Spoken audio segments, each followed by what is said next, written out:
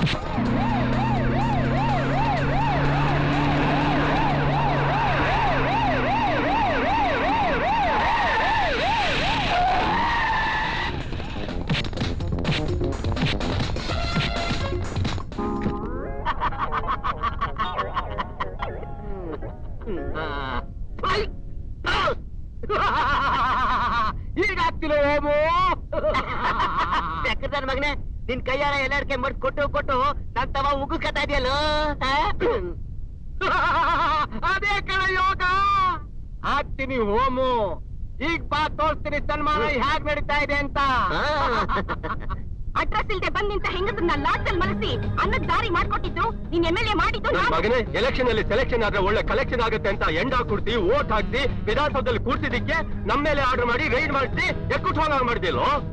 ಅಲ್ಲಯ್ಯ, ಅಬ್ಬೆ ಪಾರಿಯಾಗಿ ತಿರುಗ್ತಿದ್ದ ನಿನಗೆ ಖಾದಿ ಹಾಕ್ಸ್ತವನು ನಾನು ಅನ್ನೋದನ್ನ ಮರ್ತ್ಬಿಟ್ಟಲ್ಲಯ್ಯ. ನೀನಿಲ್ಲಿ ಓಸಿಯಾಗಿ ಸಿಕ್ಕಿರೋ ಎಸಿ ರೂಮ್ ನಲ್ಲಿ ಮಜಾ ಮಾಡ್ಕೊಂಡಿರು. ಅಲ್ಲಿ ಕಮಿಷನರ್ ನನ್ ಮಗ ನಮ್ಮ ಲಾಟ್ರಿ ಅಂಗಡಿಗೆ ನುಗ್ಗಿ ರೈಡ್ ಮಾಡಿಸಿ ನೀನ್ ಇದೆಯಲ್ಲ ಆ ಫುಟ್ಪಾತ್ಗೆ ನಮ್ಮನ್ನೆಲ್ಲ ತಗೊಂಡ್ಬಂದು ನಿಲ್ಲಿಸ್ಬಿಡ್ತಾನ ಅಷ್ಟೇ. ಇಷ್ಟು ದಿವಸ ನೀವೆಲ್ಲ ಬುದ್ಧಿವಂತರು ಅಂತ ಅನ್ಕೊಂಡಿದ್ದೆ, ಆದ್ರೆ ಇವತ್ತು ಗೊತ್ತಾಯ್ತು ನೀವೆಲ್ಲ ದಡ್ರು ಅಂತ. ಆಗಾಗ ಈಗೆಲ್ಲ ರೈಡ್ ನಡೀತಾ ಇದ್ರೇನೆ ನೀವೆಲ್ಲ ದೊಡ್ಡ ಬಿಸ್ನೆಸ್ ಮೆನ್ಗಳಾಗೋದು. ಆಗ್ತೀವಿ. ಇದೇ ರೀತಿ ರೈಡ್ ಆಗ್ತಾ ಇದ್ರೆ ನಮ್ ಕೈ ಸಿಕ್ಕದು ತೆಂಗಿ ಚಿಪ್ಪು. ಚಿಪ್ಪುಗಳ ಬೆಪ್ಪುಗಳ ತರ ಮಾತಾಡ್ಬೇಡಿ. ಹೀಗೆಲ್ಲ ಆದ್ರೇನೆ ಪಬ್ಲಿಕ್ ಹೋಮನ್ ಹೊಗಳೋದು. ಹಾಗ ಹೊಗಳೋದ್ರಿಂದ ಹೋಮು ಸಿಎಂ ತಗಲ್ಕೊಳ್ಳೋದು. ಹಾಗ ಹೊಗಳೋದ್ರಿಂದಾನೇ ನಿಮ್ಗಳ ದಂಧೆ ಇಂಪ್ರೂವ್ ಆಗೋದ್ ಕಣಯ್ಯ.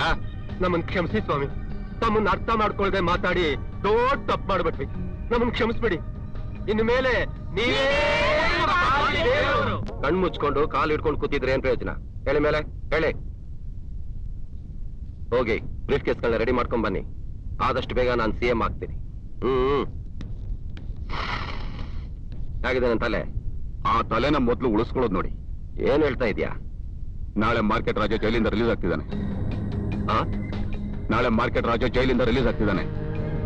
ಅವನ್ ಸಪೋರ್ಟೇ ತಗೊಂಡು ಎಲೆಕ್ಷನ್ ಅಲ್ಲಿ ಗೆದ್ದು ಕುರ್ಚಿ ಮೇಲೆ ಕೂತ್ಕೊಂಡು ಪ್ಲಾನ್ ಮಾಡಿ ಅವನನ್ನೇ ಮರ್ಡರ್ ಕೇಸಲ್ಲಿ ಫಿಟ್ ಮಾಡಿಸಿದ್ರಲ್ಲ, ನಾಳೆ ಜೈಲಿಂದ ಹೊರಗಡೆ ಬಂದ್ರೆ ಮೊದ್ಲು ಹಾಕೋದೆ ನಿಮ್ಗೆ ಸ್ಕೆಚ್.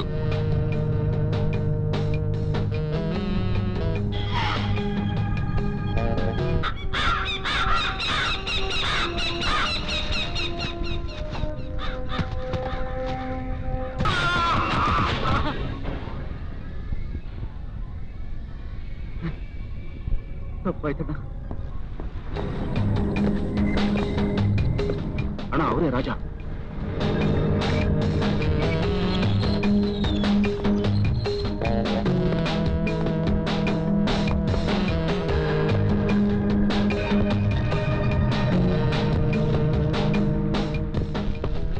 ನಮಸ್ತೆ ಅಣ್ಣ.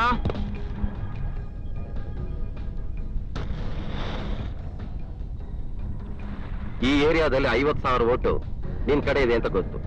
ನಾನ್ ಗೆದ್ದು ಮಂತ್ರಿ ಆಗ್ಬೇಕು ಅಂದ್ರೆ ಆ ನಿನ್ನ ಓಟು ನನ್ನ ಎಕ್ಕಡದ ಗುತ್ತಿಗೆ ಹಾಕ್ಬೇಕು. ಏಯ್, ಇಂಥ ಫುಟ್ಪಾತ್ ಪೋಖ್ರಿಗಳಿಗೆಲ್ಲ ನಾನ್ ಸಹಾಯ ಮಾಡಲ್ಲ.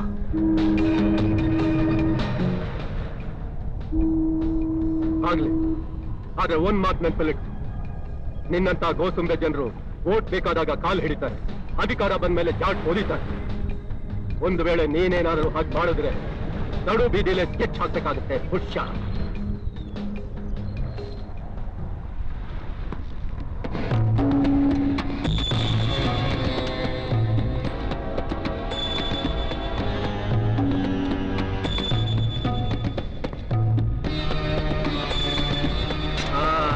ಏನಯ್ಯ ಅಪರೂಪಕ್ಕೆ ನಮ್ ಜಾಗಕ್ಕೆ ಬಂದ್ಬಿಟ್ಟಿದ್ಯಾ?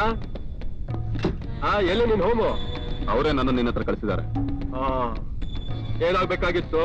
ಆ ವಿಷಯ ಮಾತಾಡೋದಕ್ಕೆ ಬಂದಿದ್ದೀನಿ. ಏನದು ಹೇಳು.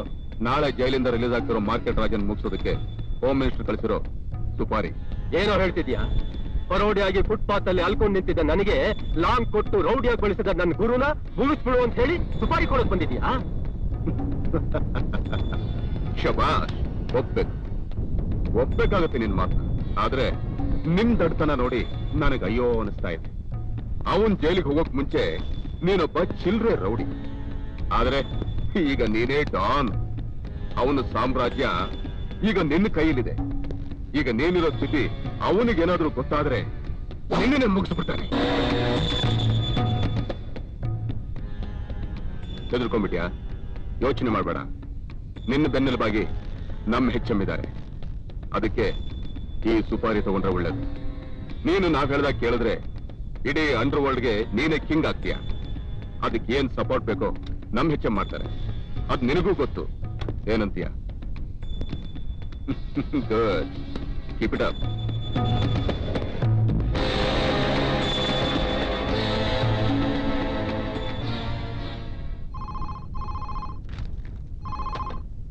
ಹಲೋ.